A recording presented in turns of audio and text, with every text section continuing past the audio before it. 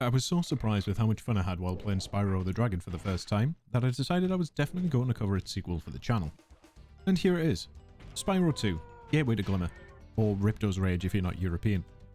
Released 13 months after the first game in November 1999, Insomniac really wanted to make this game stand out against its predecessor. There's a pretty radical gameplay shift in this game that I just wasn't expecting, but we'll get to that in a little bit.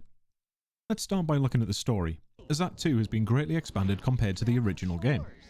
Spyro and his buddy Sparx decided to get away from the rain by going on a holiday to Dragon Shores.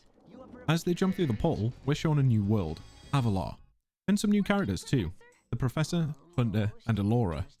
They are trying to summon a dragon to deal with Ripto, the game's villain. Sure enough, their plan works and Spyro is called to Avalar rather than Dragon Shores. Ripto, Crush, and Gulp show up and destroy the portal back to the Dragon Realms, and after some comedy hijinks, they retreat. We're then thrown straight into our first level, Glimmer. Spyro 2 has NPCs you can actually talk to, which didn't really happen at all in the first game. I do think this was a decent change and allows for some fun world building. I don't quite know why the music cuts out for these conversations though. Sure, lower the volume, but completely cutting out gives a bit of a weird atmosphere. Maybe they were worried about not being able to hear the voices properly, but there's dialogue boxes, so that's not really an issue. Spyro feels like he controls a bit better than the first game. His turns feel a bit tighter, but I can't verify if that's actually true. It just feels nicer. Spyro still has his charge and his flame attacks to deal with enemies, and the same rules apply. Giant enemies need to be flamed, small enemies can be charged or flamed, and enemies with metal protection can't be flamed where they have metal. In my brief look of the first game, I mentioned that I loved that you could enter a level and 100% it first time through because you didn't have to learn abilities from later and then come back to earlier levels. Well, that's also changed. There's a ladder here and Spyro needs to learn the ability to climb before he can use it. It's an interesting choice of learnable ability to me. Surely the little dude can look at the ladder and figure it out, but instead we'll have to find that ability later. Moneybags here is how we'll learn new abilities and unlock things in levels. He'll ask for an amount of gems and if we pay, he'll give us what he's offering. Here he's just going to open a bridge for us to walk across. I don't think that's worth 100 gems, but we're not in a position to argue with him, despite being a dragon and inherently scary. Another change I noticed fairly quickly is that enemies no longer drop gems. There is still a reason to kill most of the enemies you see, but it's nice that they've changed this. There was a couple of times in the first game where I had to re-kill a lot of enemies trying to find ones which I hadn't already killed for their gems. The Twitchy the Gem Cutter here is technically the end of the level. He gives us the talisman for Glimmer and opens the portal to leave. Actually, this is a good time to talk about what we're collecting on this adventure. Each level has a talisman. We need all of the talismans in a hub to unlock the boss door. There are 3 hubs if you're wondering. We also have orbs to collect, and these kind of replace the dragons from the first game. There's not a direct one-to-one comparison for orbs, and we'll find out why soon. And of course, there's gems. Gems of different colours have different values, and the total value of all the gems in the game comes to 10,000. In order to unlock the bonus level, Dragon Shores, we need all 10,000 gems and all 64 orbs. And you better believe we're getting Spyro and Sparx to Dragon Shores in this video. Just because we found the exit of Glimmer doesn't mean the level is over, however. There's still plenty to find here. We can talk to Kanga the Gem Cutter over by this weird gate thing and they'll tell us about power-ups. Power-ups are the reason to kill enemies in levels. When you cross a certain threshold, the power-up turns on. In Glimmer, we have access to a Superfly power-up, and then Kanga asks us to light the gem lamps. Spyro 2 has orb challenges to acquire orbs for the most part. Some orbs you'll just find chilling out in the open, but the vast majority of them will require some challenge or minigame to get. And these minigames are honestly very hit or miss. Some of them are going to be good fun, and some of them are going to feel like you're slamming your head against a brick wall. While the gameplay variety introduced by the orb challenges is quite refreshing compared to the first game, I can't help but feel like something was lost by the addition of all of these minigames. This might sound weird, but it was a lot more satisfying exploring and finding the dragons in the first game than it is to explore and find a minigame in this game. The emphasis shifted from exploration being the focus to the sometimes literal jumping through hoops being the focus. And this is fine, don't get me wrong. Spyro 2 is still a solid game. I just wasn't as big of a fan of my reward for exploring being the ability to play a minigame, usually twice in a row. Kanga gives us an orb for lighting 6, and we have just 63 to go until we have them all. The pause screen does helpfully show us our level progress. Gems are self-explanatory, the shiny bauble thing is enemies killed for power-up activation, and the orbs are simply the orbs in the level. There are 3 orbs in Glimmer, but we can only get 2 on our first entry. The other gem is from Bouncer, and we find out Spyro actually has a new ability already. He can pick up rocks in his mouth and fire them out for a longer range projectile attack. Bouncer wants us to hit some lizards with the rocks, which sounds fun enough. I found that going into first person to fire was the play most of the time. In first person, while you have some form of projectile, you actually get an aim marker. Very nice. This challenge though does highlight my other big problem with a lot of the challenges. They completely kill the level pacing. We have to follow Bouncer after every lizard we hit, and there are 6 lizards to hit in total. And they're scattered all around the level, going right back to the start. A lot of the challenges have this problem, and sometimes it does feel like they're artificially lengthening the playtime of the game by having you traverse a level several times. After getting Bouncer's orb, we snag the rest of the gems we currently can, and exit the level. We get a cutscene of Ripto taking over the current hub, and Alora explains the talismans. There are 14 in total, 1 in each level of the first 2 hubs, minus the speedways. Because yes, speedways are back, baby! So that's our current setup. Collect talismans, beat boss, move on to the next hub. The final boss of the game, Ripto, requires 40 orbs rather than talismans, which is roughly 2/3 of the available orbs, so you have to be somewhat diligent to finish up the game. We're in the first of 3 hubs now, Summer Forest. Changing things up from the first game, there are no enemies in the hubs. This gives the hub worlds a very strange feeling to me. They just feel weirdly lifeless. You'll occasionally bump into Alora, Hunter or Moneybags, but other than some of the game's fodder enemies, there's just not much to see. I am eternally thankful to Hunter here for teaching us one of Spyro's other latent abilities, the hover.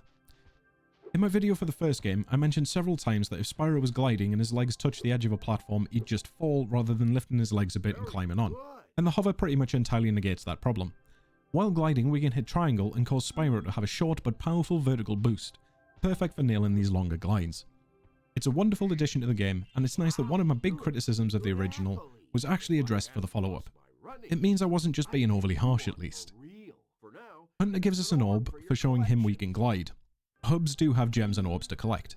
The vast majority of the hub orbs are hidden orbs. They'll just be sat in the world space somewhere for you to find. They're never too difficult to find, but it's nice that they're there. Moneybags offers up our first new ability, the ability to dive underwater. Oh, that's right. I forgot to mention, Spyro can swim now. Well, sometimes. There's some water that he will just refuse to swim in, but most of the water in the game is now safe for the little dude to hop into. Very nice. Unfortunately, we lack the gems to learn to dive right now, and I don't think there's enough gems that are actually collectible to get the ability without going into one of the levels first. So instead, we head to our first, well, second if you count Glimmer, level of the hub, Idle Springs. Each level from this point starts with a little cutscene to introduce you to the general vibe of the level and some of the characters we'll meet there. Idle Springs has the carvers, and they're currently having an issue with the idols they're carving coming to life. Sounds like a job for Spyro. The general progression for this level is to find the carvers that are being chased by idols, kill the idols, and the carver will open the door to the next area. Rinse and repeat until we're given the talisman. However, as we're collecting gems in this first area, I noticed that there's some gems under the water. Balls. We're going to have to come back in here when we learn the ability to swim. But the level completion status will still be there, so it'll just be a quick revisit surely. There's also a familiar metal chest from the first game, and again these chests will require either a supercharge, a super flame, or a rocket from somewhere in the level. Not to worry, we'll find it at some point. After saving a few of the carvers, we get the talisman and can leave the level, but as in Glimmer, we're missing a lot of stuff. We can climb across the top of the level to find our first challenge of the level. We have to use the supercharge power to destroy 6 idols in one run, and it's actually kind of tough. Spyro's turning radius, while supercharging, is very tight, which caused me to miss a few times. But once we've destroyed all 6, the hula girls can do their rain dance and destroy an idol. Sure game, perfect sense. We get the orb and carry on exploring across the walls. Getting all the way back to the start of the level, we find the rocket we've been looking for, light it, and begin to glide over to the raised section that it was on. Now I have an issue with how they handle this in particular. To me it looks like we've collected every gem from the box, no problems. But just keep this in mind for later. Also, remember what I said about artificially lengthening of the game. We've gone to the end of the level, to go back to the start of the level to get a few gems, and now we have to go back to the exit, which is all the way at the end of the level. This is somewhat mitigated by being able to exit the level from the pause menu, but still, I'm not a huge fan of what they're doing with the backtracking so far. Feeling fairly confident that we have all that we can get right now, we exit the level. Each level also has a cute little ending cutscene. This one shows one of the idols pouncing out of the water towards the carvers, but he just wants to roast his weenie. A quick stop at Moneybags to learn swimming, and we go right back into the level. And the entire level is reset. Great. And there's that goddamn gem on the raised rock. But I'd gotten all of the ones that I could see. So when you blow up one of these metal chests, the gems shoot out with some force. And yes, they can fall off the platform. So I did get all of the gems I could see, but some of them fell into the water, and upon resetting the level, they're now up on the platform. This made me somewhat unhappy, because now I have to go all the way to the end of the level to come back to the start to fly over to the gem. Wonderful. Spyro's underwater swimming though. Feels real nice. He's got some good speed, and he controls well. There's a little tunnel in the water where we find Bud. He has 3 trials for us in order to get an orb. The first trial is lights out, and I'm actually pretty good at these puzzles, so it's over quick. We now need to go find him again somewhere in the level for trial 2. Thankfully, he's not that far at all, and we can start our second trial, feeding the idol. Fish are going to jump up in front of us, and we have to flame the yellow ones to feed the idol. But I was convinced that this was bugged, because after a certain point, it just stopped giving me yellow fish. So after waiting a while, I thought I'd see what happens with a wrong fish, and it resets your count to 0. This took, and I'm not exaggerating, 3 minutes to do. 3 minutes of standing, watching for yellow fish. I know that 3 minutes doesn't seem like a whole lot, but it's still 3 minutes of intently watching and tapping circle occasionally. I'm not sure if this minigame taking so long was intentional, but it just did not feel good to do. The third trial is right at the end of the level, so this works out alright. We have to go there to get the gem we missed at the start, so that's not a problem. The final trial is a basic logic puzzle. We have to press the buttons down in order, and the order is decided by the next button in the sequence having something in common with the previous, be it colour, shape or base. However, I didn't figure this out. I brute forced this because I'm an idiot. It wasn't until a few hours later when I was talking to the other half and she laughed at me for not being able to figure out a puzzle in a game for children. It's a harsh thing to say, but it's also completely true. We finally solve the puzzle and get warped back to where we met Bud originally, right at the beginning of the level. Son of a bitch. So we still have to go back to the end of the level to get back to the gem at the start of the level, and by the time we get this damn gem, I'm just done with Idle Springs. So done. After having a bit of a nightmare with Idle Springs, the next level, Colossus, is also a little bit of a bad time. This time we're introduced to the brothers, some monks, who have trapped a Yeti and ask us to deal with it. Making our way through the level, I did notice these jazzy looking statues, but being unable to do anything with them, we just carry on. Each brother we meet will start a chant that will do something to the level geometry nearby, be that opening a door or moving pillars or, so on and so forth. Apparently the Reignited Remake trilogy changes the chant they use, and this has caused some pushback from the more die-hard Spyro fans. I think this is a great example of nostalgia doing a lot of heavy lifting, because to my ears, the chant is just kind of annoying, but I understand I'm in the minority with that opinion. Eventually we make our way to the Yeti, and we're robbed of a fight because the statue above it falls and crushes it. It's a decent joke, but there could have been a little mini-boss battle here, followed up with the statue gag. I actually messaged my partner as soon as this happened saying, yo, why the hell did they rob us of a fight in Colossus? Because it does feel pretty lame to have the whole level build up to a confrontation with the Yeti, and to have it snatched away. Maybe the humour just missed the mark for me though. We still have some orbs to snag for this level, and the first 2 come from an obnoxious minigame. We get to play ice hockey. While on ice, Spyro can't jump, can't stop moving, and slides around. The first round of the hockey minigame is just us versus the goalkeeper. We have 2 minutes to score 5 goals, but it feels like this minigame was just a bit too ambitious for the engine that it's running on. I frequently found myself trying to spin the camera around to follow the puck, or having Spyro just miss picking it up and having to chase it down again. Thankfully I figured out a decent technique to actually score by just charging towards the goalkeeper at one side of the goal, turning last minute, and spitting the puck out before the keeper can react. But it gets worse with the second round, as we're now playing against another hockey dude, and this just exacerbates the problems that the first round had. You now have to keep track of the puck and your competitor. You can flame him to knock him down for a little bit, but if left unchecked, he'll just grab the puck and score very quickly. This minigame is a first to 5 with no time limit, but if you're too far away when you get to the puck, there's pretty much nothing you can do. With 2 orbs down, we still have 1 more to find. After a bit more exploring, we come across the Professor, who has managed to unleash some evil spirits who now possess the statues that we've previously seen dotted about the level. There's 10 to find in total, and they're scattered all around the level. This would have worked a lot better if we were given the goal at the start of the level, rather than after a large chunk of the level has been explored and done, since you need to activate a spring jump power-up just to get up here, which requires killing a decent number of enemies. I did spend quite a while figuring out where some of them were, but that's also because I didn't know about the new ability the game had for Sparx. By holding all 4 shoulder buttons down, Sparx will now point towards the nearest uncollected gem. This is a great ability to give, and you have it right from the start, but the game doesn't tell you about it until far later in the game, so I think I found out about it in the very last hub world. After exercising all 10 of the statues, we get the orb and can move on. After exploring a little bit more of the Summer Forest Hub with our newfound swimming ability, I finally find one. A Speedway portal. I loved these in the first game, and I was excited to try out the second game Speedways, so I jumped in straight away. The Ocean Speedway starts very strongly. They work just like they did in the first game. 4 tests of objectives, 8 parts of each objective to smash, flame and fly through. But something felt off about the Ocean Speedway, and I couldn't put my finger on it while playing, but upon review I think I figured out why. Spyro can swim now, so why does the Speedway end if you land in the water?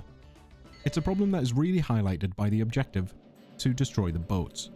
They're so low down and close to the water, and Spyro turns super tightly during speedways, making it very easy to land in the water, and it just would have made more sense if you could jump out of the water again and carry on with the level. You can land on the ground and take off again, but you can't do that in the water.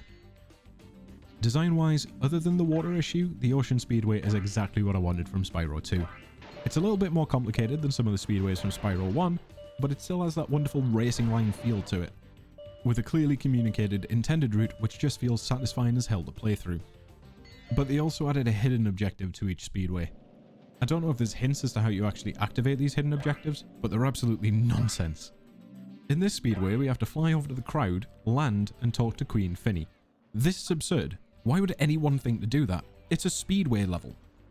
Have the hidden objective be to get the actual objectives, but in reverse order or something. Having to talk to somebody in a level where it's all about speed just feels wrong. But anyway, Queen Finny gives us our challenge, a race with Hunter. I don't understand how Hunter can fly given that he doesn't have wings, except in this speedway he does have wings, which really confuses us. Is he using a wingsuit or something? I know that Spyro is a work of fiction, I'm not asking for realism.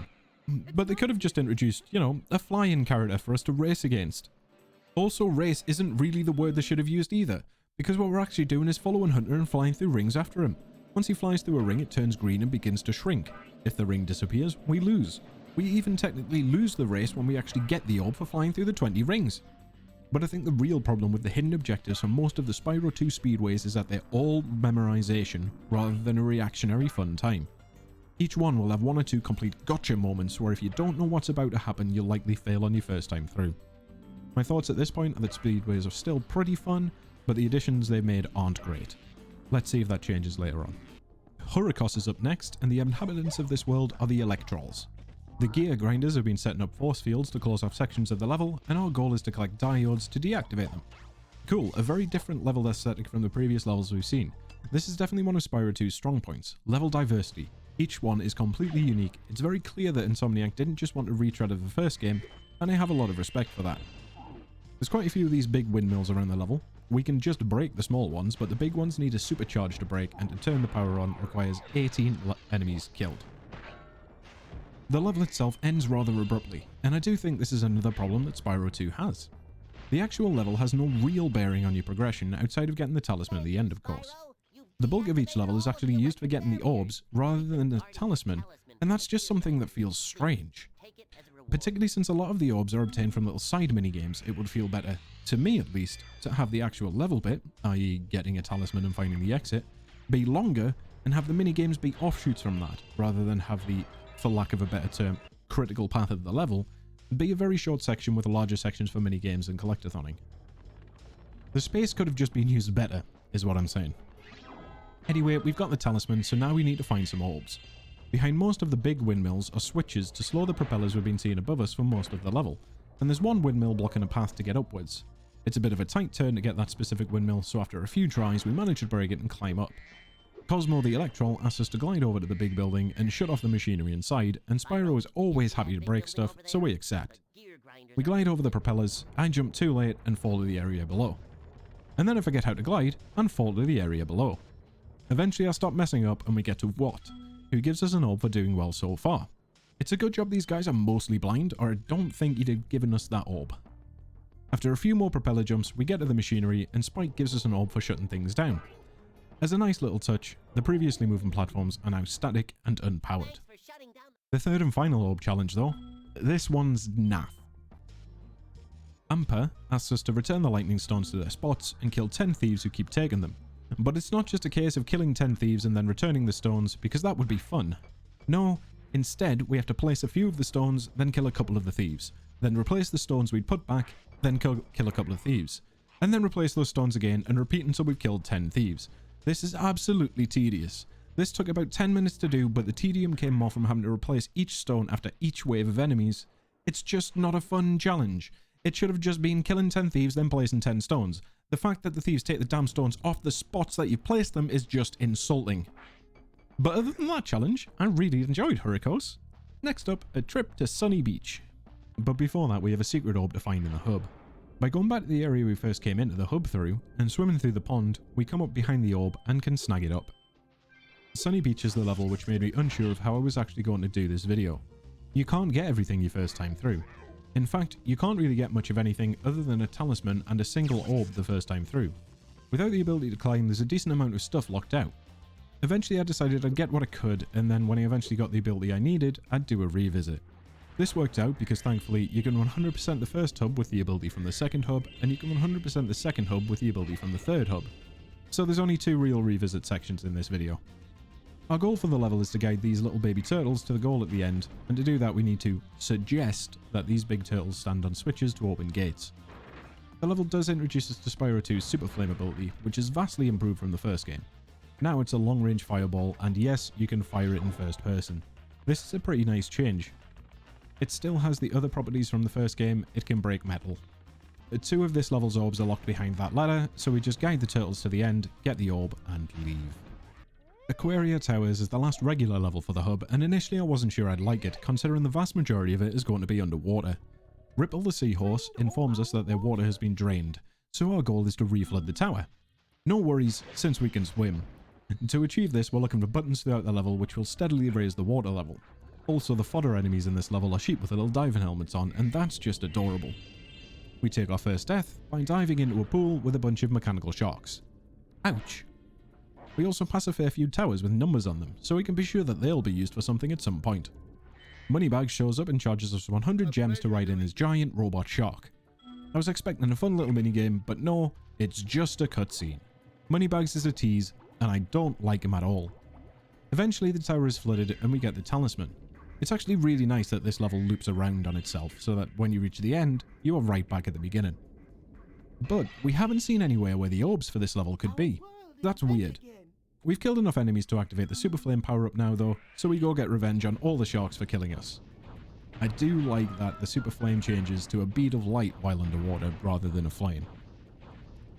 After swimming around for a long time, I finally noticed the hole in the roof, and sure, there's a decent chunk of level out here. And this is where our orb tasks are. Hunter has a 2-part challenge with riding a manta ray through bubble rings left by a seahorse. The second course is actually pretty difficult, but again it's due to the need to be psychic to know where the seahorse is going to go. If you're even slightly outside the rings, then it won't count and you'll be sent back to the start. 2 orbs down and 1 to go. This one is given to us by King Flippy, once we've rescued 6 of his children from those numbered towers that we've been seeing throughout the level. I get why we couldn't have had this objective from the start though, as we need to actually swim up inside them to the top to rescue each kid. Aquaria Towers actually surprised me by being a very fun level, and it's probably my favourite out of the ones we've seen so far. Next up we have the Icy Speedway. We have to pay money bags for the privilege of entering though. I really don't like this guy. Icy Speedway was better than Ocean Speedway by virtue of the sea monsters being higher up from the water than the boats are. I somehow managed to get this one done first try despite my abysmal pathing. This level does feel a little less structured than the previous pathway, but it's still a speedway at the end of the day, so I had a good time. The hidden objective requires you to land and charge this igloo to have Hunter pop out, and who would even think to do this? Plus, the objective is pretty painful. As you can see, we're paragliding behind Hunter as he jets around and we have to fly through the rings. But Spyro feels very floaty here, and lining him up for each ring is actually difficult if you have to go through a couple in rapid succession. And every time you fail, you have to hear Hunter go, "Hey!" It's mainly when there's 3 rings in a row like this that things are difficult. I'd frequently move too fast and miss the second ring, or too slow and miss the third. I will give them points for it not just being a straight rehash of the race from the first speedway though. It's nice to have some variety in nonsense challenges. We now have all the talismans for this world and can go to face Crush. We get a little bit of backstory from Alora, revealing that it was Alora, the Professor and Hunter who actually brought Ripto to Avalar. Smooth moves, guys. The Crush fight is an actual good boss fight, far improved from the boss fights of the first game. Crush will move between the power pads that charge him with energy, he'll then jump and disperse that energy in rings that fire outwards if it's blue, or fireballs that fire straight at you if it's yellow. In between those platforms, you can get up close and flame him to do damage. We have to make sure to get away quickly though, because he'll try and hit us with his club and cause rocks to fall. In the latter section of the fight, he'll actually chase us for a bit, so we just have to keep running away. It's a very good fight compared to any of the fights from the first game, and I'm very happy to have actual boss fights now. Ripto and Gulp retreat from the summer forest, but they arrive on Autumn Plains just in time to hear Moneybags talking about how he's going to face Ripto himself, but Moneybags is a coward and gets spooked. Ripto claims the Autumn Plains, and we get to explore a bit. Moneybags actually teaches us how to climb, so it's time for a little bit of backtracking. We go all the way back to Glimmer, the first level, to climb up this ladder and talk to Rue, who asks us to activate the gem lamps in the cave using the Superflight power-up, which we do. Then it's back to Sunny Beach to gather the 3 orbs from the level. We could have gotten one of them on our first time through, but I decided to just get them all at once. We need to use the Super Flame power-up to bust open 7 boxes containing baby turtles that have been kidnapped. Easy enough, but it's still fun playing with the Super Flame power-up. Break open all 7, and we get our first orb. 2 to go. We climb that ladder that we couldn't before at the end of the level and meet the chef. He's making turtle soup, and we have to stop that. The minigame here is that we have to get the turtles to go to the water at the back by either charging them or flaming them. If they're at the cauldron for too long, they'll jump into their deaths and we fail the minigame. Flaming them causes us to run a short distance in that direction, but as you can see from the footage, that technique really doesn't work and the cauldron gets overrun pretty quickly. It never occurred to me to charge these guys rather than flame them for quite a few attempts at the second round. But if we charge the turtles, then, well, we stand a far better chance at clearing the minigame. With both orbs from the chef in our claws, we've now 100%ed Summer Forest and could go back to the Autumn Plain. Well, it's a new hub with new speedways, so we go for the Metro Speedway first. This one just feels weird. These bungee jumpers are a colossal pain as they're moving up and down. But for some reason I'd completely missed this stop sign fella. Eventually I kinda figured out a route, but this one just feels incredibly disjointed for some reason.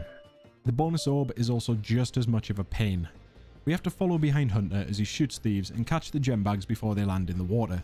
And again, this is more memorization than anything, because there's a few points Hunter's going to cause a bag to appear way higher than you can actually get to if you're not already sure of where it's going to spawn. And when you miss one, it's back to the start.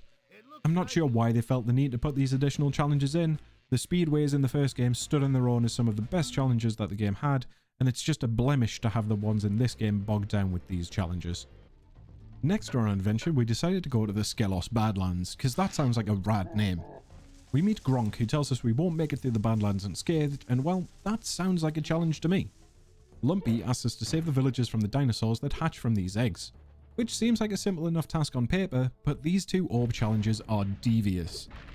The eggs hatch in a set order at a set time, and the dinosaurs have set targets, so while this seems on the surface like a reaction challenge, it's really not. It's again a memorization challenge. The first one isn't too bad, the eggs don't require perfect routing, but the second time it's honestly the case of you not being able to make a single mistake or the run is over. There's also the problem of you might not have seen which egg hatched next or where the dinosaur was going, and it's not like you can waste an attempt just to watch all of the eggs spawn so you can learn the order, because the first dino will kill his target before you see everything. So it's just a painful repetition of watching these poor villagers get helplessly eaten while you try to work out exactly where the developers wanted you to go. The vast majority of the time in the Badlands that I spent was trying to do this, clocking in at roughly 12 minutes or so, retrying over and over again and hopefully getting the right line. Now I realise I may be giving Spyro 2 a hard time. Let me clear this up a bit. I had a great time with Spyro 2. I sat down and 100%ed it in 2 sittings. For the most part, I had more fun with Spyro 2 than I did Spyro 1. But looking at things through a more critical lens has shown me that, in my opinion, Spyro 2 does have a lot of flaws. And I didn't want to just retread the things I'd covered in the first Spyro video on the channel. So I have to focus a bit more on the additions that Spyro 2 brought to the table, some of which just don't work for me. So please keep in mind going forward that I do like this game, even if I'm saying a lot of negative things about some things. The other orb from this level comes from collecting bones that are being held by dinosaurs scattered around the level that we need to spit lava rocks at to make them drop the bones. When we collect all 8, we do get a rad dancing skeleton, which is really great. I mean, look at this guy and tell me that he's not having fun. I believe this is also the first level with mystery pots. When you first smash a mystery pot, it will be teleported somewhere else in the level, and we have to find it and smash it again. Do this a few times and the pot will finally break, and the gems will spring forth. We take a little flight over to the Breeze Harbour for our next jaunt and are introduced to the Breeze Builders. The land blubbers have shut down their boilers, and if we want the talisman, we'll have to turn them back on. This is as simple as flaming some campfires under the boilers, so we set off to get the job done. Also, this level has controllable turrets, and they're always a fun time. They can break metal objects like these new enemies, the floating metal spike balls. One of the orb challenges for this level is to kill 8 of them, and this is pretty fun. The turret has a really satisfying sound effect when being fired, and it can be fired pretty rapidly too. I do like these guys with the big fire hoses, not gonna lie. Spyro 2 definitely has a stronger enemy design to it than Spyro 1 did. While going through the level, I did notice what looked like a long track around the top of the level with some gears on it, and I was definitely hoping for some kind of minecart sequence because, as people who watch the channel already know, I love me a good minecart sequence. After making it to the end of the level and getting the talisman, we carry on in search of orbs. Fisher confirms that indeed, we do have a minecart section. Although the game describes it as a trolley section, it's a minecart section. You're not fooling me, Insomniac. I'll admit I did have a bit of a stumble while I worked out how to counter each obstacle. You can't shoot the small boxes, for example, you have to jump over them. You can't jump over the TNT barrels, you have to shoot them. There are 50 gears scattered around the track, and you have to shoot the signposts to switch tracks. The thing I love about this minigame is that it's not memorization. You can react to everything. The trolley moves at a good pace, the visibility of what's coming up is good, and you get a great little overview of the level as you traverse the tracks. And it's also just a decent level of difficulty. I messed up a couple of times, and each time that felt like it was my fault. My only gripe was that after every failure I had to listen to Fisher go, "Trouble with the trolley, eh?"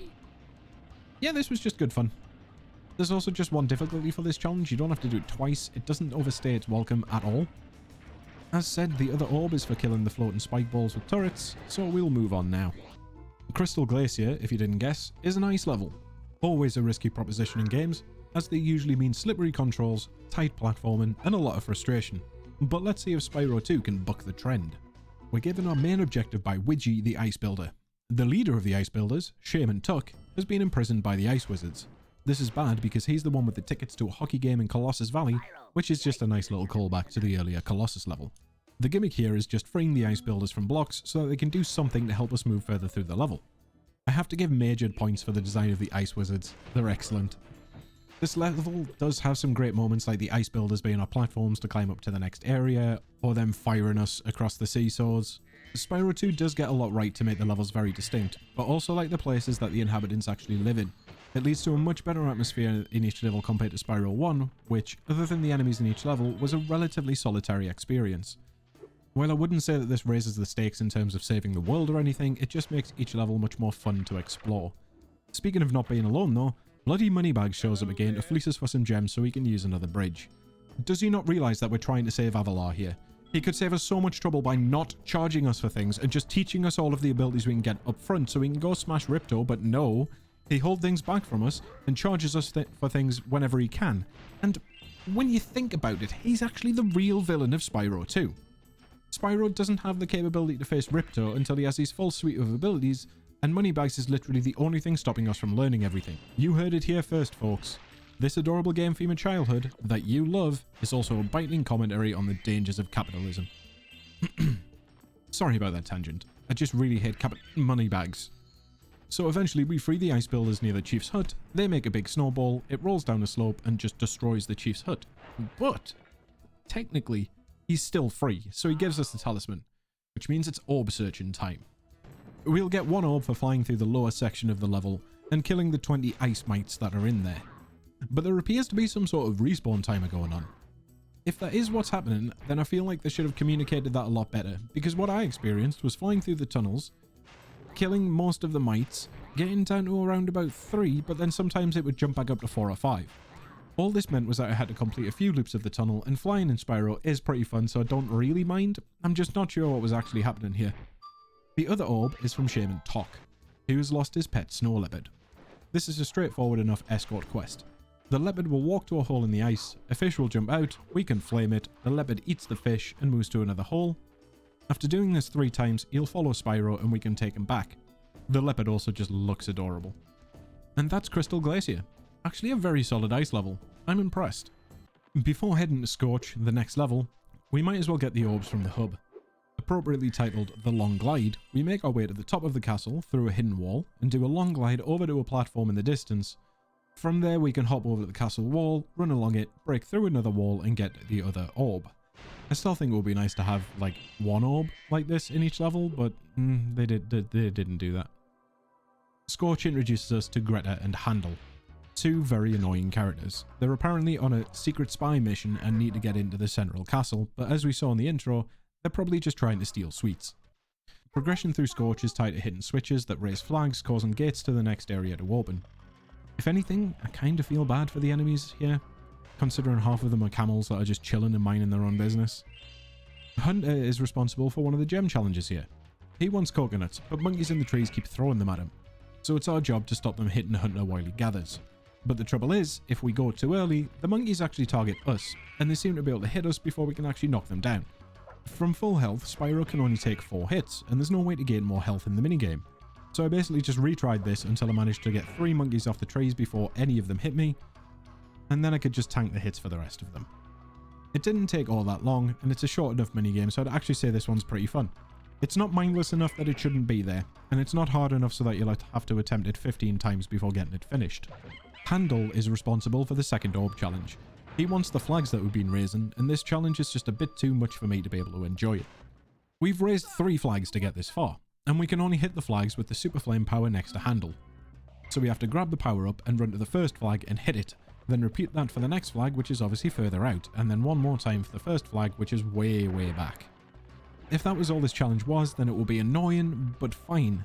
But that's not all this challenge is. Upon shooting each flag, we then have to chase the flag keeper while he throws magical bombs at us, which again would be fine if they did health damage, but instead they just reset you to the start of the chase. And since each flag is along the same route but longer, you're effectively doing one of the sections 3 times. They really should have just had the flag keeper on the last flag and have one long chase and not 3 chases where 2/3 of the chase are repeated. Again, it's just artificial lengthening.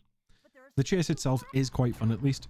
I think you can walk pretty slowly and dodge the orbs a lot easier, but as my partner keeps telling me, I'm too impatient and I just had to charge after the flag keeper. It's a chase after all. After retrieving the 3 flags, Scorch is over. It was around this point, entering Fracture Hills, that I noticed the pacing of Spyro 2 is a little bit weird. The first hub had 6 proper levels. This hub has 8 levels, and the final hub has 4 levels. It just seems a bit off to me. The option was there to have 6 levels per hub, but instead they had this split, which honestly makes the second hub feel like it's dragging on a little bit. Dragging on. But anyway, Fracture Hills. Do you like annoying bagpipes? I don't. Fracture Hills sure does though, because you'll hear that tune about 15 times throughout the level and you can't skip it. Enjoy. The Satyr have been turned to stone, as has their temple. Our goal is to free 6 of them so that they can play this damn tune and slowly uncover their temple. This level has, hands down, the most annoying enemies. Bushes that come to life and eat you, and trees that fire bees at you. The bushes have an incredibly wide hitbox too. Like, check this one out. I dropped down a cliff just before one got me, and it still ate me when he's about 6 Spyros of height above me. The bee trees are just annoying because if you don't immediately identify them and attack them, they're going to hit you first 99% of the time. Although I might just be bad at the game. Fracture Hills cannot be completed to 100% without the ability to get the next hub unfortunately, but you can complete 2 of the orb challenges. I only completed 1 this time through, the Alchemist. Another solid example of a gotcha challenge, the Alchemist is going to wander through this section of the level with big pickaxe wielding enemies and we have to protect him while he makes his way to Hunter. He could easily get to Hunter by just turning left from his little hut by the way, but no, he takes a very weird path through the enemies and if one hits him it's back to the start of the escort. The issue here is that he doesn't follow a logical path. You'll see him start walking towards an enemy and you'll go to charge that enemy to knock it out of the way, only to have the escort end because the guy took a turn and got whacked by a different enemy. Also, it feels like sometimes these enemies are just going to hit you and you have no say in the matter. They can't be flamed so we can't kill them, and if you enter their area of attack first and aren't immediately charging them, they will hit you. I really couldn't get a handle on how to deal with this. After the Alchemist frees Hunter, he tells us that we can't help him beat the Earthshapers until we have the Head Bash. At this point, I just decided to leave the other orb until we had the Head Bash and finished up freeing the Satyr to get the talisman. Looney the Fawn tells us that the party at Magma Cone has been cancelled because the Earthshapers set off the volcano. I don't know how they expect us to stop a force of nature, but we'll definitely try if there's a talisman involved. The Earthshapers in this level are still completely immune to our attacks, only getting knocked back when we charge them. But there's a cross on the floor behind this guy, so I wonder what happens if we go and hit him on that. Oh hell yes, I'm a fan of this. Magma Cone is divided into 2 sections. outside the volcano, and inside the volcano. The outside is mostly charging Earthshapers onto crosses so that the fawn can kill them. And if we climb around the outside, there's a hole that we can drop down to meet Hunter in an ice cave? It looks like an ice cave anyway. The minigame here is to catch 10 crystals before Hunter. We can see where crystals are going to pop up by looking at where the steam trails are going. This is actually a pretty fun minigame. You shouldn't really lose to Hunter on this one if you keep your eyes open and dash about, but oh, for God's sake, of course there's a round 2. This time it's to 15 and Hunter is a lot faster. I still managed to pass it first time, but come on guys, you don't have to make us repeat most of the minigames twice, but on a harder setting. So I'm already soured on Magma Cone, but then we go to progress through the level and we have to pay goddamn money bags again to use the elevator to get down into the volcano. Moneybags, you are trash and should be exiled from Avalar. Inside the volcano, we have to climb our way up, using the ladders and dodging boulders. When we reach the top, we just close the lid. Sure, that's exactly how a volcano works, no issues at all. The second orb challenge is in here, and Mother of God. It's a flight challenge where we have to kill these party hat wearing enemies. But you can't just flame them. Oh, no. While climbing the volcano, I noticed some lava rocks floating about, so I tried it out and yep, that's how you kill them. We have to fly around and pick up lava rocks in Spyro's mouth, then spit them at the enemies. And there are 12 enemies, and if you die, the minigame resets. This is marked as a difficult minigame, but Jesus, there's difficult and then there's this. Shady Oasis introduces us to these adorable winged hippos. What is it with Spyro and just adding wings to things? It was boars in the first game and hippos now. The hippos want some of that sweet magic fruit so they can become big hippos and crash through the gates blocking our way. I actually think this is really fun. It just looks silly as they stomp. The levels of Spyro 2 are mostly pretty formulaic. You repeat a process like feeding the hippos 3 or 4 times and you get the talisman, but there's always some solid fun platforming in the process of doing this. Again, I like Spyro 2, but if you want me to mostly gush about the basic Spyro platforming, then I have an entire video on the first game that covers my thoughts on it. I'd spent the whole game so far waiting for egg thieves to show up again. They were an integral part of the first game and they just haven't been used in this one at all. And Bruno here is where they are brought back. 3 thieves have stolen 3 lamps and we're tasked to get them back in order to get an orb. The first 2 are simple enough. If you're not familiar with egg thieves, then they simply run along a preset path and you have to hit them to get whatever it is they're carrying. The first 2 are just some simple loops, with the second having a couple of jumps you have to make too. But the third thief is rather tricky. For one, he's running around a pool, and it's one of the pools that Spyro just can't swim in, so if you'd fall in, you're taking damage. There's some pretty tight jumps that you have to make while charging, or you'll just get away and you won't be any closer to catching him. And for some reason, these thieves have the tightest hitboxes that I've seen in anything in the first or second game. It's actually crazy how many times I thought I'd clip the thief but just missed. And I'll just highlight this one clip I have where the thief actually changes direction in mid-air because I was aimed slightly ahead of him during a jump. That's not fair at all. After bashing his brains in though, we get the orb, and that's all we can currently get in this level. We need the head bash to get the remaining orb.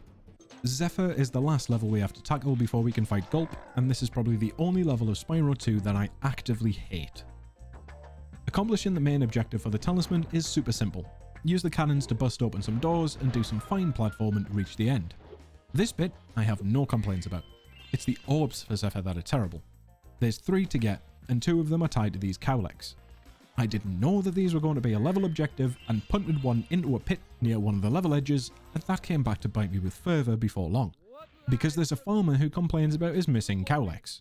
He asks us to return 5 of them, and I knew I'd seen more than 5, so the one I'd punted shouldn't be a problem, right? So to guide the cowlicks back, you can flame them to make them walk in a direction, or charge them to give them a fairly decent punt into the air to clear some gaps. A super flame fireball will also give them a huge boost in height to get them up high. And again, this is just time wasting. They could have just had you guide 1 cowlick back from the end of the level, and I think that would have been fine. But as said, the first challenge wants 5. So you repeat this process 5 times with cowlicks from various parts of the level. Also, sometimes a cowlick just wouldn't make it over this gap, which meant taking it all the way back around to have another go. But once you've rescued 5, the farmer says there's still 2 out there, and that's his second orb challenge. And obviously, it's just more of the same. Particularly since I'd punted one into the furthest area just for fun earlier, without knowing that I'd need to bring it back. This is probably the most tedious challenge in the game because there is no difference in what you do with each cowlick. You're just guiding them back from slightly further away. The other orb is from a little puzzle involving seeds from the professor. Planting seeds in certain places lets you get more seeds to plant, but naturally Spyro can only carry one seed at a time, so there are points where you have to do a pretty long run to drop off a seed, then the same run back to pick up the one you used. But at least it's something a bit different, and this time it technically has a little puzzle element to it. I'd say more about Zephyr, but my footage is just 15 minutes of me punting these bloody cowlick around the level, and 5 minutes for the rest of the level, so let's just move on to the boss. Gulp has been fitted with laser cannons. Pretty cool. Alora is sending down birds carrying eggs with various items for us to use to attack Gulp. Sometimes it'll be barrels that we can bash at him, rockets we can flame to fire at him, bombs we can throw. Gulp is just a good fight. I'll let some of the footage play out while I talk about the final collectible that Spyro 2 has. The game introduced skill points, which are kind of a precursor to achievements and trophies that we know of today.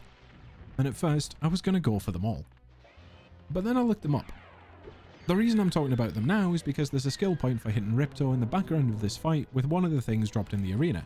That's a pretty fun sounding one. And then I saw the Speedway skill points. Finishing Ocean Speedway in under 1 minute 10 seconds. I think my best run so far was like a 1:23 or something, and when you consider the skill points only unlock a picture book or something at the end, I decided it just wasn't worth my time to grind out these Speedway skill points for something that would be covered in seconds for the video.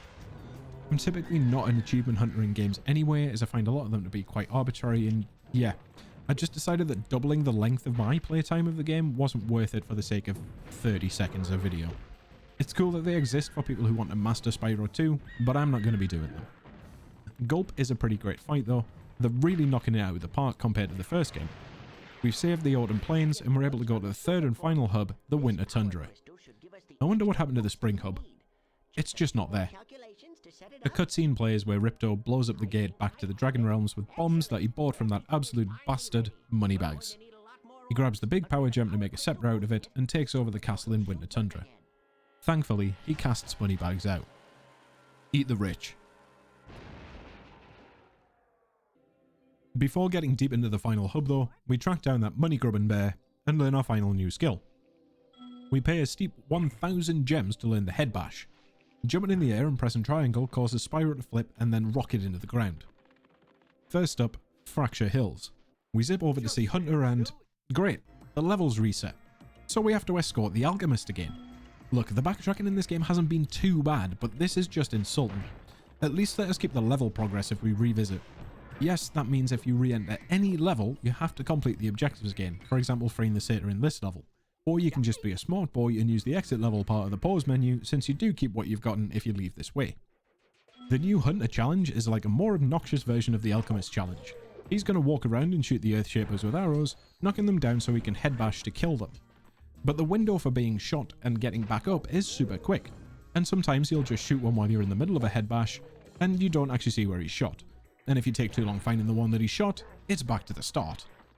There's another orb here that we could have gotten earlier, and it's a supercharged circuit. There's some very tight turns you have to make and some pretty rough jumps, but the only real issue that I had was there's an Earthshaper in the way of one of the doors you have to break, and if you supercharge an Earthshaker, it just cancels the charge. But we get it done easily enough and can head over to Shady Oasis for the rest of the orbs. Grundy's brothers have been trapped in stone, and we have to use the invulnerability power-up so we can walk in the ooze and head bash the hippos out of the stones. It's quick, it's easy, it's inoffensive. Back in the winter tundra, we go on a little collectathon spree.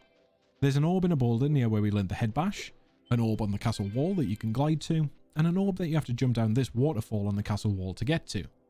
That's all the important things in the hub, so it's time to do some levels.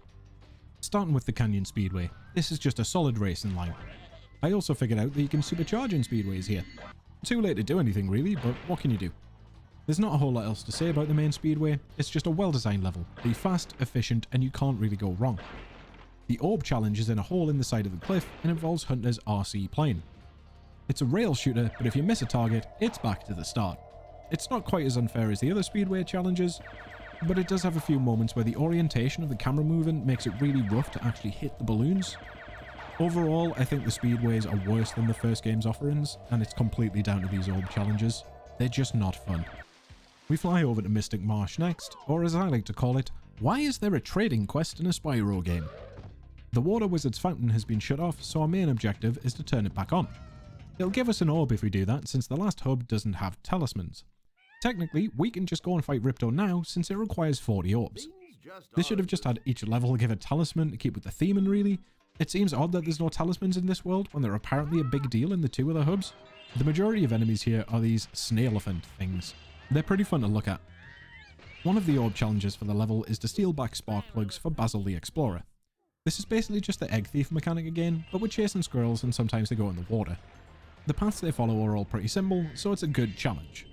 It's also never near as hard as the last thief in the Shady Oasis, so I have no complaints about this, and dare I say it, I even enjoyed it. The other orb challenge is the trading quest that I alluded to earlier. This wouldn't be so bad if there was any indication of who wants what. The first thing we get is an egg from the professor, which I thought the duck would want, but no, that's not it. There's actually a nest just sitting somewhere in the level that you have to fire the egg into. The egg gives us a seed, and that one is fairly easy if you remember that you've seen a plant pot somewhere else. The plant pot gives us a rubber duck. We take that to the duck, and the duck gives us a radish, and this one took me a little while. You have to put it in a cauldron that is up in a tunnel near the top of the level. Finally, the cauldron gives us a coin, and it took me far longer than it should have to think that maybe the coin needs to go in the fountain. The fountain finally gives us the professor's pencil. What an odd level. Perhaps Cloud Temples will have some more thematically consistent challenges. Alaric the Wizard lets us know that these red fellas have taken over the city, and that's our main goal for the level. There's a lot of fun platforming to be had in this level, with lots of glides and a fair few bad guys to thwack. But let me introduce you to Agent Zero. He's a secret agent apparently, and he won't make his way to his secret base if he can see us. Yep, it's a stealth section in a Spyro game. I feel like they could have stressed the see you part because you can get very close to Agent Zero before he'll turn around. We have to hide behind the trees at certain parts of his path because he'll turn around, but at first I tried hanging very far back because it's a stealth section, duh. If he gets too far ahead of you, you get sent back to the start. Eventually I figured out that we have to get super close but not touch him. But as I near the end of this section, I thought he caught me because I was too close, and this sent me down a spiral of failing for a while since it looks like he was doing one of his spin around animations rather than me just touching him. Eventually we get into his base of operations and he thinks we must be a member of his organization since we didn't follow him in. Once we've killed all of the evil warlocks, plus a few extra enemies, we get the orb for completing the main objective and we get access to a super freeze power. I really like what they're trying to do here, but the implementation leaves something to be desired. We have to freeze enemies to use as the platforms to climb the bell towers and ring the bells. But this room, for example, doesn't seem solvable at first glance to get over to the right-hand side. We actually have to do the left side first. Insomniac are also experts at timing these ice blocks to fade out just as you go to land on them. Good job, folks. The last of the 3 bells involves waiting for one of the enemies to do an entire lap around the bell tower for some reason. Also, we can't activate rockets with the super freeze power-up and have to wait for the power-up to run out. Nice. When I saw the name Metropolis, I was expecting exactly what we got, and I'm a big fan. A futuristic city in a Spyro game is a very welcome change from the norm. The droids ask us to quell the insurrection from the nearby farms, which I think is a nice touch since the last level we actually have left is Robotica Farms. There's been a few little nods like this, and it just makes the world feel a lot more cohesive than the original game. Laser cows, by the way. Wild. And rocket pigs. They did say it was a farm insurrection in fairness. One of the orb challenges is to bomb this ox. The ox has an unlimited supply of bombs and we have to flame the bombs so they fire back and hit the ox. Also it's icy because the droids thought that was the solution. The easiest strat here is to just wait directly in a straight line from the ox and wait for him to throw a bomb straight at you and then flame it. Otherwise the angles will be very, very difficult to line up. After bombing the ox a few times, we get the orb and carry on. The inventor droid marks the end of the level, but they also hold the remaining 2 orb challenges. A combined Superfly and Superflame power-up, and some invading farm animals in UFOs. This is the good stuff. It's a dogfight with UFOs, and it's the exact thing that I need from Spyro, but I didn't realise it until now. After the first round with 3 UFOs, we get a second round with 5 to shoot down. There's no time limit, no nonsense, just chase these things down and blow them out of the sky. Very good. As mentioned, we have Robotica Farms as our last level, and it's a pretty good level. They're being overrun by robotic insects, and Farmer Green Bean asks us to turn on the bug zapper. So let's start doing that. The only real new thing we're introduced to in the standard section of the level are seesaw platforms. The flying insects are annoying to deal with. We have to fire honeycombs at them, but they also like to shoot us back, which can lead to you lining up a shot, getting hit, and losing the shot. We make our way to Farmer John, who gives us the level completion orb, and we have just 2 orbs left to find. It's almost over. The first of those is a supercharged track, so you know it's going to be a good time. It's a nice level of difficulty where you'll fail a couple of times, but before long you'll smash all the metal veggies blocking the path and get the orb. The supercharged sections are always satisfying to nail. The other orb is from Farmer Appleby, and we just need to get rid of the 4 insects that are making a mockery of those adorable robo scarecrows. Or should that be scarecrowbos? It's super easy. Glide so that you're looking ahead over the path, they fly, and then flame it. That's it. We've got all 64 orbs, all of the gems. We just need to give Ripto a slapping and we can see what the extra level we unlock for 100% is. Speaking of Ripto, this fight is phenomenal. Hunter will fly around dropping the orbs we've been collecting of different colours, and when we collect 3, a power will activate, including some powers that we haven't had yet. Ripto is also collecting the orbs and will get powers of his own when he collects 3. I cannot overstate how fun this fight is. Playing with the new powers, even if most of them just amount to supercharge or super projectile, just makes this feel like an awesome way to conclude the game. It's a long fight too, with 3 different phases. Phase 1 is Ripto on foot. Phase 2 is Ripto on a Mechano-Gulp, complete with new attacks to learn on the fly. The game is also kind enough to hand out sheep quite often so that you can top your health up. When Mechano-Gulp dies, we get a gold orb and Ripto hops onto a bird, and we're now in a dogfight with Ripto above a pit of lava. This fight is just so epic feeling, and I was not expecting it to be of this caliber, particularly since this is a Spyro boss fight. This phase is just about killing him before he can kill you. He fires green beams with a slight homing effect that you can thankfully dodge pretty easily by flying upwards when he fires them, and we have our super flame projectiles. When the phase ends, Ripto just bloody dies by falling into the lava. Grim. With Ripto wrecked, we can finally make our way home. As a final gift, Hunter beats Moneybags up and we get our gems back from him. Finally, we can go to Dragon Shores. With 100% collected, we can go through the doors into the Dragon Shores theme park. There's 10 tokens to get here, and there are some minigames to play. First off, I want to ride the roller coaster. Immediately, this is a better reward than Nasty's loot was from the first game. 3 different difficulties of minecart fun. I'm in. Each level gets a little bit longer and has new sections of the track added. We have to break all of the balloons, with the 3rd level also having a cannon on the cart to shoot red balloons that you can't run into. This was honestly a very fun thing to do. Bring back minecarts. Next up, we try out the Tunnel of Love, which does have some laughs as the game pairs up characters we've seen along the way in funny ways. We're at 4 of 10 tokens now. The shooting gallery is an easy enough challenge, but who doesn't like fireball and wooden ducks? There's 3 levels of this too, but none of them are difficult, and it's just fun to do. The remaining 3 tokens are from the dunk tank, which just lets us dunk 3 characters from the game who were nasty to us into the water. With all 10 tokens, we can now use the theatre to rewatch any of the cutscenes, but the real reward for getting everything is in another door. We get a permanent Super Flame power-up. Very nice. I've heard it's handy for some of the skill points since it persists throughout the game. And that's Spyro 2. I whined a bit about a lot of the game. But there's also a whole lot of love here. I can honestly recommend it if you enjoy collectathons, just be prepared for a little bit of bullshit if you decide to go for 100%. What are your thoughts on Spyro 2? Where would you rank it in the trilogy? If you've made it this far, please consider subscribing so you don't miss more brief looks into classic games. I've been your Uncle Chaz, and I'll see you in the next one.